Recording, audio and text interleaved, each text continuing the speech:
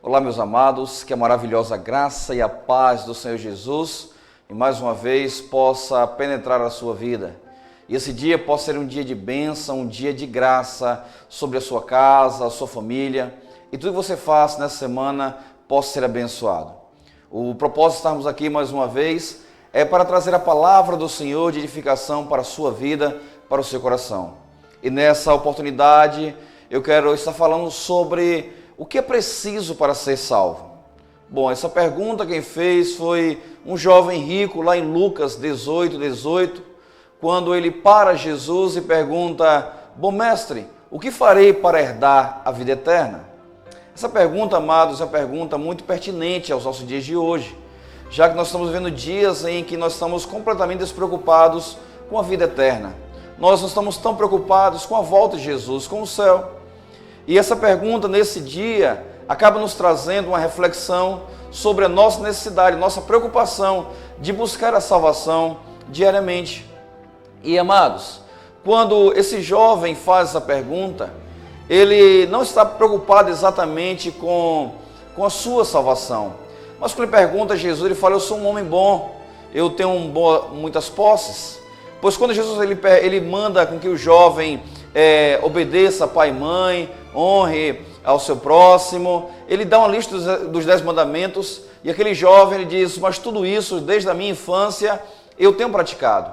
Aquele homem tem dito para Jesus que ele é uma criança, e cresceu uma criança bem educada, e hoje ele já era um homem formado, com uma boa condição financeira, e essa boa condição financeira, esse bom relacionamento com as pessoas, lhe poderia trazer salvação.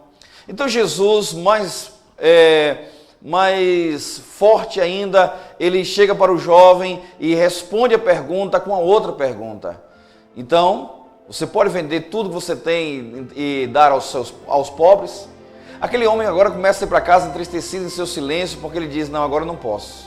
Aquele silêncio dele responde: isso aqui agora é um limite. Então, naquele exato momento, ele bloqueia a salvação. O que ficou mais importante para aquele jovem não foi exatamente a salvação, mas os seus bens. Amados, eu quero trazer essa reflexão nesse dia, porque muitas vezes nós achamos que por ter alguma coisa, por fazer algumas coisas, por dar cestas básicas, por atravessar pessoas do outro lado da rua, por ceder a ponta da fila, por fazer alguns favores, por não termos inimigos, por não desejar o mal ao próximo, nós achamos que nós somos salvos. Só que a salvação não é simplesmente você ser uma pessoa boa. Na verdade, o seu caráter, o seu bom caráter de você fazer as coisas boas, isso é uma educação primária, que vem da nossa casa, da nossa família. Eu também tive a mesma educação de berço, a educação em que eu deveria respeitar os mais velhos, em que eu não poderia estar ultrapassando a vez do outro, não pegar nada do outro, não brigar na escola. Essa educação também tive. Só que Paulo, ele escreve lá em Efésios capítulo 2, verso 8, verso 9, que diz o seguinte: pois vocês são salvos pela graça, por meio da fé, e isso não vem de vós, é um dom de Deus, não vem das obras, para que ninguém se glorie. O que deixa claro é que a salvação é algo que realmente depende completamente de Jesus, e não mais de nós. Diferente da antiga aliança, no Antigo Testamento, em que tudo dependia do homem, obedecer. E quando chegamos agora no Novo Testamento, nós percebemos que a nova aliança traz uma outra proposta, que agora depende tudo de Jesus. Então a salvação agora não vem mais só pela obediência, mas pela graça do Senhor. E essa graça do Senhor Jesus, derramada sobre nossas vidas, nos leva a ter uma vida de obediência, de retidão e santidade. Até porque a salvação é um ato, mas a santificação é um processo. Todos os dias nós precisamos santificar para chegarmos à salvação. E a salvação não é uma recompensa pelo bem que nós fizemos. Quando a gente lê esse texto no versículo 9 de Efésios 2, na versão da Nova Bíblia Viva, ela diz o seguinte: a salvação não é recompensa pelo bem que fizemos, portanto nenhum de nós temos mérito nisso. Quando o texto ele nos leva a essa percepção em que a graça nos atende a essa salvação e não o que nós fazemos, nós estamos percebendo que Deus ele é tão misericordioso, tão maravilhoso, que está pensando agora num bom resultado para cada um de nós. Então, amados, baseados nesses textos, nós entendemos que o questionamento desse jovem e a resposta de Jesus com uma orientação tão confrontadora nos leva a perceber como nós somos convencidos em muitas vezes. Quando nós achamos superiores, bons, e nós achamos que nós somos salvos por conta dessa superioridade nossa. Sendo que, na verdade, é diferente, é difícil a gente perceber com os nossos olhos humanos, somente com os olhares espirituais nós podemos perceber qual é realmente a proposta da salvação. Já que a salvação é pela graça, a salvação não são pelas obras, não é por nossa bondade, não é pelo nosso bom relacionamento, nós começamos a perceber que Deus, Ele está nos favorecendo algo que nós não fizemos nada por ela. Amados, como também muitas pessoas não se sentem convertidos porque não passaram pela experiência marcante de conversão. Como Nicodemos, que a conversão pode ser gradual e ainda assim genuína. Nicodemos era um homem em seu nome aparece na lista da elite dos estudiosos da Torá, no meio judaico. Ele se dedicou a sua vida inteira a estudar a lei, ele se dedicou a sua vida em estudar sobre Deus, ele sabia tudo sobre Deus, ele ocupava uma das 71 cadeiras da corte suprema judaica, ele fazia parte desse meio esse corte judicial judaico, aonde decidiam tudo sobre a lei de Deus. Amados, Nicodemos ele era um homem que aparece na história de Jesus, na vida de Jesus, e dali desse diálogo, dessa conversa entre Nicodemos e Jesus, surge o texto mais conhecido na Bíblia, ou o texto-chave da Bíblia. O grande amor de Deus é explicado em João, capítulo 3, verso 16. E após Jesus ter insultado os cambistas e purificar o templo de Salomão com açoites trançados, com pombos voando, com mesas sendo derrubadas, Nicodemos ele precisava ter um relacionamento maior com Jesus, ele precisava conhecer Jesus de perto. Para isso ele se arriscou à noite em sair pelas ruas escuras de Jerusalém, para que pudesse ser visto por ninguém. Então, escondido, ele sai até bater na porta de uma casa, e ali estava Jesus conversando com os seus discípulos, com pescadores, com pessoas simples. E bate na porta aquele homem de perfume caro, de roupas finas, para ter um encontro com Jesus, para conhecer Jesus. E nesse diálogo nós conhecemos muito bem, quando o texto ele fala que havia entre os fariseus um homem chamado Nicodemos. Ele era uma autoridade entre os judeus. O versículo 2 diz que ele veio a Jesus à noite e disse: Mestre, nós sabemos que ensina da parte de Deus, pois ninguém pode realizar os sinais miraculosos que está fazendo se Deus não estiver com ele. Nessa pergunta que Nicodemos faz a Jesus, ele fala o seguinte: olha, eu conheço muito sobre Deus, eu leio muito sobre Deus, eu tenho muita informação do Torá, eu conheço não somente a Torá e o Pentateuco e também o livro de Isaías, mas eu conheço todos os livros dos profetas. Eu tenho entendimento, tenho base sobre isso, mas eu sei que o que você faz é algo além do meu entendimento. Ou seja, Nicodemos conhecia a parte religiosa, a parte das leis, mas Jesus estava muito acima das leis, ele estava acima da religião, e Nicodemos foi confrontado com esse Jesus quando surge no cenário operando milagres, coisas que não poderiam ter sido feitas de outra forma. Quando Nicodemos conhece Jesus, ele percebe: aqui está mais um profeta, mas dessa vez esse profeta não pode ser sacrificado, morto, como Jerusalém tem feito com seus profetas. O próprio Jesus diz isso, lá em Lucas 19, que Jerusalém, até quando iria matar os seus profetas? E o versículo 3, em resposta, Jesus declarou: digo-lhe a verdade, ninguém pode ver o reino de Deus se não nascer de novo. Agora começa a complicar a vida de Nicodemos. Já que era um homem tão estudioso, ele falava muito sobre as leis de Deus, sobre o próprio Deus. De repente Jesus ele pergunta: é preciso nascer de novo? E nesse questionamento de Jesus, Nicodemos pergunta: como alguém pode nascer já sendo velho? É claro que não pode voltar pela segunda vez e entrar no ventre materno. E responde Jesus, versículo 5: digo-lhe a verdade, ninguém pode entrar no reino de Deus se não nascer da água e do Espírito. Aí o verso 6, Jesus explica. Ele diz: o que nasce da carne é carne, mas o que nasce do Espírito é Espírito. Nesse diálogo, Jesus apresenta a condição para a salvação. É preciso nascer de novo. E em seu questionamento, Nicodemos, ele não conhece o Espírito Santo. Ele simplesmente conhece aquilo que seus olhos têm visto, mas não que seu coração sentiu. E nesse diálogo, nessa conversa com Jesus, ele começa a perceber a transformação do seu interior, quando Jesus começa a lhe trazer informações novas, algo que ele não tinha lido ainda, algo que ele não tinha visto ainda, que era novo ainda ao seu entendimento. Mas o que Nicodemos conhecia exatamente era que ele era santo, ele era separado, tratava de assuntos santos, ele cuidava de pessoas santas, ele sabia exatamente o que fazer no sábado, ele amarrava as sandálias das pessoas no sábado, ele alimentava as pessoas famintas no sábado, ele levava as crianças para serem circuncidadas também no sábado, porque tudo isso era importante para cumprir a lei. E o que Nicodemos sabia durante todo o tempo era cumprir exatamente a lei.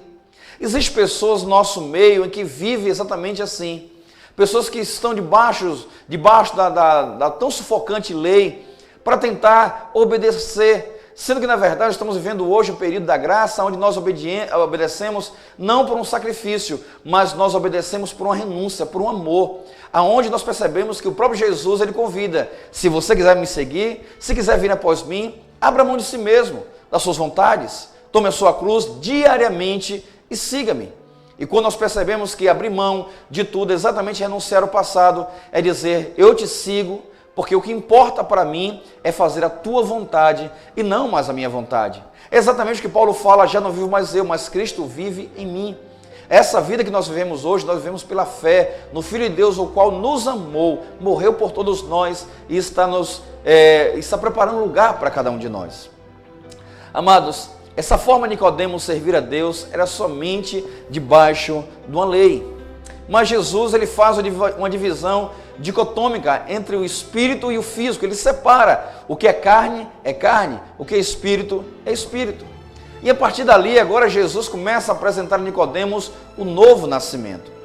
Amados, em uma pesquisa, lendo trecho do livro de Max Lucado, João 3,16, o Max, ele traz uma referência para nós do que poderia ser a palavra nascer, do que poderia significar a palavra nascer, já que quando nós vamos para o dicionário ele não tem muita informação, simplesmente diz que é você ser extraído do ventre para o mundo físico.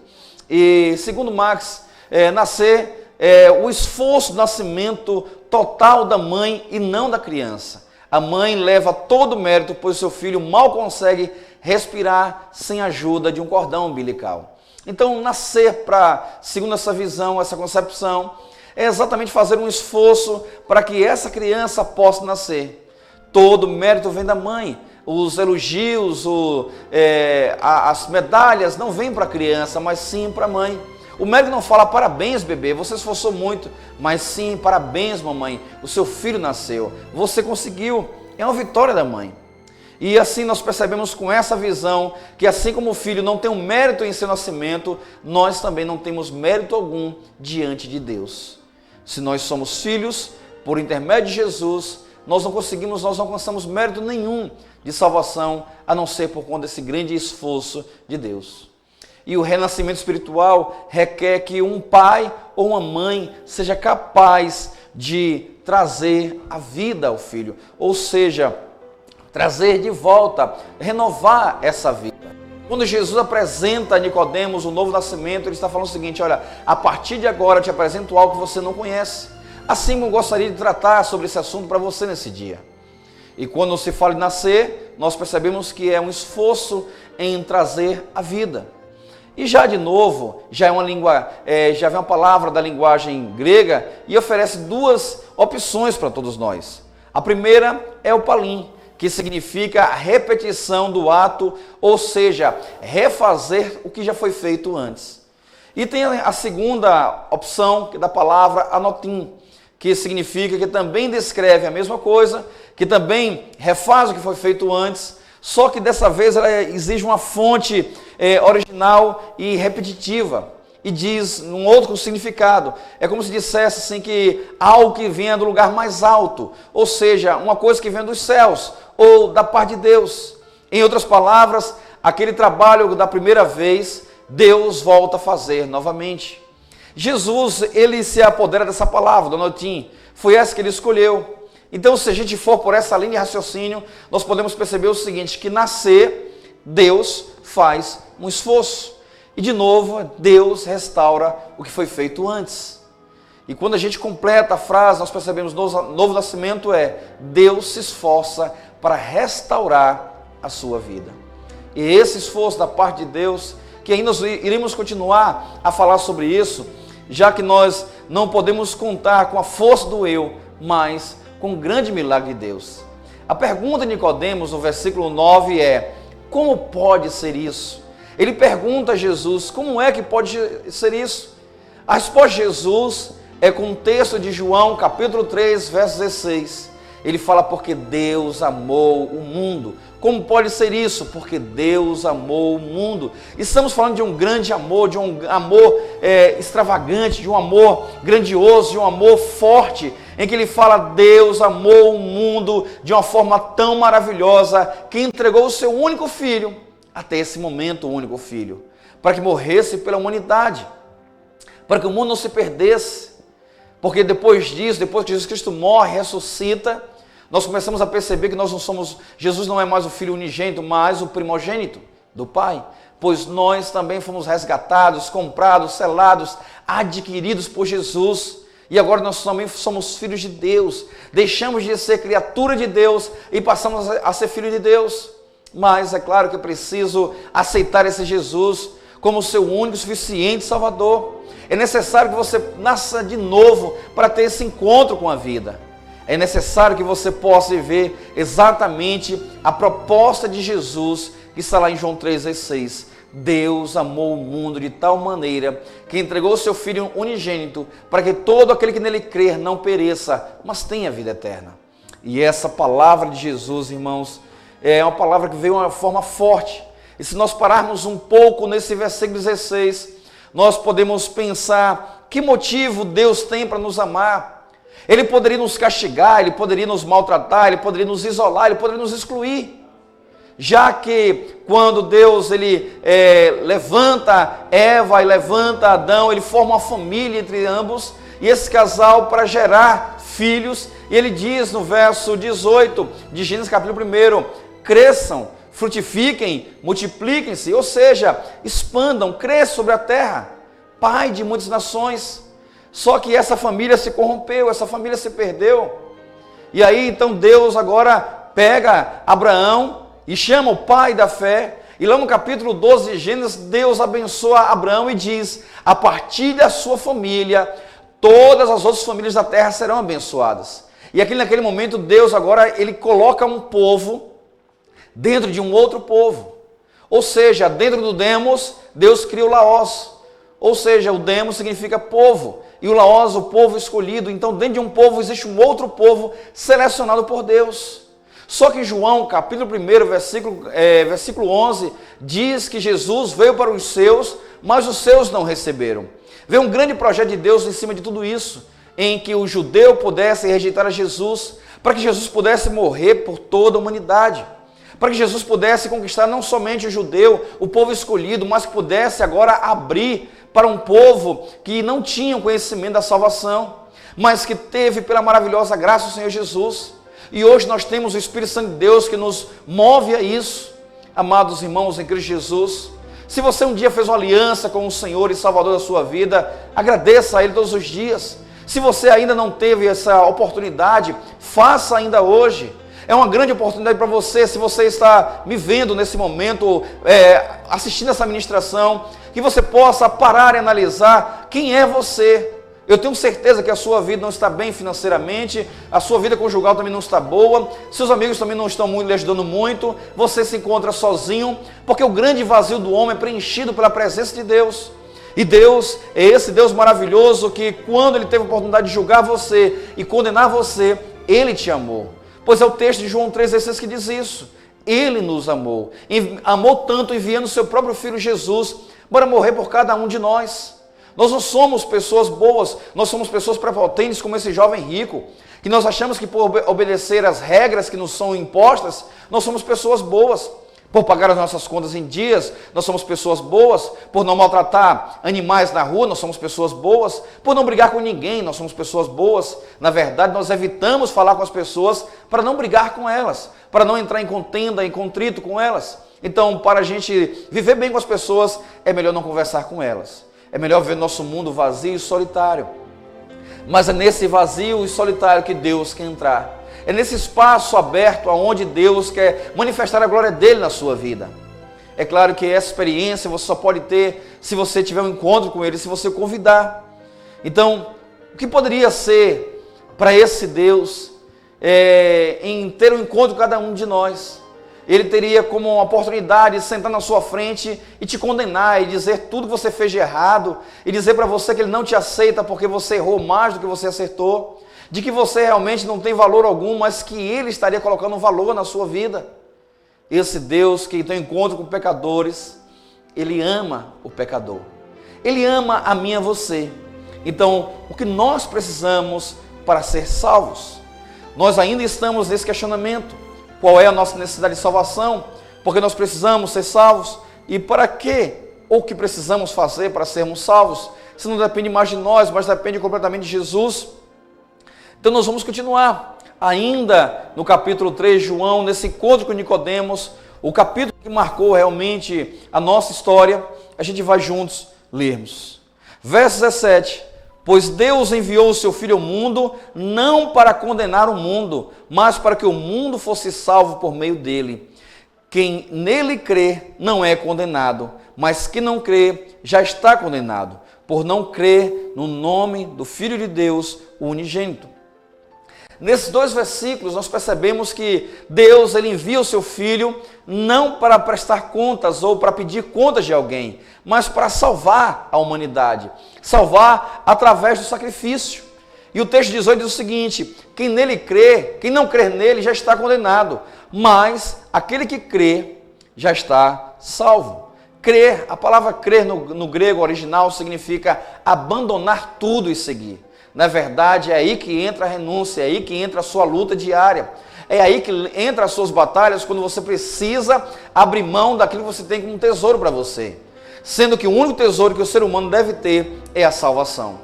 E ainda continuando lendo o texto, versículo 19, que diz o seguinte: este é o julgamento. A luz veio ao mundo, ou seja, Jesus, mas os homens amaram as trevas e não a luz, porque as suas obras eram más. Quem pratica o mal odeia a luz e não se aproxima da luz, temendo que as suas obras sejam manifestas. Mas quem pratica a verdade vem para a luz, para que veja claramente que as suas obras são realizadas por intermédio de Deus. Esse texto que o versículo 19 começa já falando que esse julgamento, que a luz veio ao mundo, mas os homens, a humanidade não amou a luz, mas sim as trevas, porque as suas obras eram más. Amados, nós viemos descendentes de Adão, ou seja, nós trazemos uma roupagem pecaminosa. É por isso que no dia da volta de Jesus, a Bíblia fala que em Tessalonicenses que primeiro os mortos ressuscitarão, e quando esses mortos ressuscitarem, eles estarão subindo, ou seja, revestindo de um novo corpo. Como Paulo escreve aos Coríntios, e também fala isso, que é preciso que aquilo que é corruptível se revista de incorruptibilidade. Aquilo que é mortal se cubra da imortabilidade. Ou seja, aquele corpo, esse corpo pecador que nós temos, esse corpo deformado irá dar espaço a um novo corpo. Às vezes nós perguntamos, e as pessoas são cremadas, como é que vai fazer para elas voltarem à vida? A Bíblia fala que o pó volta ao pó, mas o Espírito vai para Deus. E o que se aproveita é exatamente o Espírito que está com Deus. E esse Espírito, ele se apodera de um novo corpo, um corpo glorificado, aonde nós estaremos juntamente com o Senhor.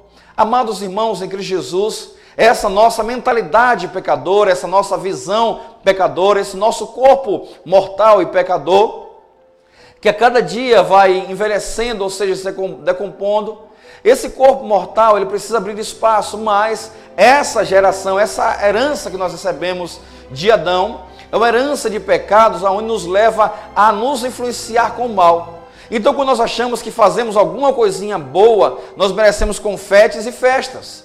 Sendo que, na verdade, não é assim a obrigação de todos nós sermos boas pessoas. Até porque isso é ensinado pelos nossos pais em educação primária e depois educação secundária na escola, também se passa a mesma coisa. A criação do caráter do homem, quando o homem se converte, entra na igreja também, existe a educação de princípios cristãos, e esse homem começa a ser moldado, educado, baseado em Jesus, em um discipulado, e nesse discipulado ele vai começar a ter novas referências de vida e novas posturas. Mas mesmo esse homem que teve seus princípios em sua casa, tiver seus princípios na sua escola, tiver seus princípios na igreja, mesmo assim esse homem é corrompido. Mesmo assim esse homem é pecador. E aí, o texto versículo 21 diz o seguinte: mas quem pratica a verdade vem para a luz, para que se veja claramente que as suas obras são realizadas por meio de Deus. Esse versículo 21, irmãos, é cabal quando ele diz que as suas obras são realizadas por intermédio de Deus. Significa que nós não temos capacidades de realizar boas obras. As nossas boas obras só acontecem por conta do grande amor de Deus. O que me trouxe a esse programa para estar ministrando a palavra do Senhor Jesus é o grande amor de Deus que me faz sentir a necessidade de pregar o evangelho em vários lugares. E eu sei que esse vídeo, que essa imagem vai estar passando em várias casas, em várias situações. E eu sei que ela vai penetrar os corações de muitas pessoas, porque este é o poder da palavra, de libertar pessoas. E entendendo isso, a gente percebe, nós não somos bons porque nós temos uma boa formação humana. Nós viemos da ação de Adão, nós viemos da geração de Adão. Então, Jesus morre para nos dar forma, uma nova forma agora de santos. Para sermos filhos de Deus, nós precisamos ser santos. E ainda nessa pergunta, o que preciso fazer para ser salvo? Irmãos, quando Jesus ele fala que Ele é a luz do mundo, e que nós precisamos crer nele, para ter uma nova vida com Ele, nós precisamos abandonar a velha vida, o velho homem, os velhos desejos, as velhas apostas, determinadas situações nós devemos abrir mão, porque agora, a partir de agora, nós vivemos uma nova vida em Cristo Jesus. Amados, esse encontro com Jesus e Nicodemos marcou a nossa vida. Estava ali um doutor da lei, um homem formado em conhecimentos, e tinha Jesus, o Filho de Deus, com apenas educação primária de sua casa, dos seus pais, conhecido como o filho do carpinteiro, como está lá em Mateus capítulo 5. E quando nós percebemos que Jesus, ele não adota a postura de carpinteiro, mas ele adota a postura do Filho de Deus. E ele começa agora a apresentar não um reino que nós conhecemos, mas um reino que ele diz que somente ele conhece, porque ele veio do Pai. É nesse reino que nós precisamos começar a sonhar, começarmos a viver em cima dele, baseado em cima dele. Amados, logo após, no capítulo 7 do mesmo livro de João, Nicodemos ele faz menção a Jesus mais uma vez. Depois desse encontro, Nicodemos sai, já tarde da noite, fecha sua porta e volta para sua casa, com a sua mente agora já pensando de outra forma.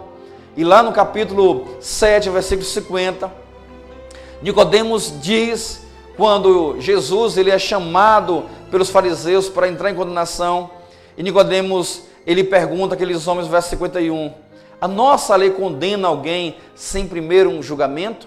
Ou seja, a nossa lei, ela condena alguém sem que antes ele tenha a oportunidade de se expressar, de se explicar? Se Nicodemos estava falando isso porque ele conheceu realmente Jesus através de um diálogo. E Nicodemos sabia que qualquer homem formado, doutor da lei, se tivesse um diálogo com Jesus, ele seria convencido. Porque Jesus, somente Jesus, tem poder sobre a vida. E nessa conversa que Nicodemos teve com Jesus, ele percebeu tudo isso. Então ele disse, nós não podemos julgar esse homem, mas traga esse homem para conversarmos. Vamos falar com ele. E claro que Nicodemos sabia da experiência que aqueles homens poderiam viver se eles parassem um pouco para ouvir Jesus. Até porque no mesmo capítulo 7, quando se mandaram prender Jesus, os soldados foram prender, mas voltaram em mãos vazias, dizendo aos fariseus, olha, este homem fala de uma forma que eu nunca ouvi antes. A forma de Jesus falar é uma forma diferente. Ele não pede nada em troca a você. Ele não questiona nada a você. Ele não quer saber o que você fez. Para ser salvo é preciso crer no Filho de Deus. Para ser salvo é preciso se entregar a Ele. E Ele comprou você, Ele tem você, Ele adquiriu você. Você hoje é propriedade dEle. Por isso eu quero que você entenda nesse dia que para ser salvo é preciso crer em Cristo Jesus. Então, a proposta que ele propõe a Nicodemos é a mesma que eu lhe proponho nesse dia. É preciso nascer de novo, ter um novo rumo em sua vida, uma nova história e um novo momento. E que Deus possa trazer com que essa palavra, fazer com que essa palavra penetre o seu coração, enche sua vida de graça e paz. E eu creio que nessa palavra você será impactado pelo poder de Deus. Fique na paz do Senhor, Deus assim vos abençoe em Cristo Jesus. Um grande abraço, amém.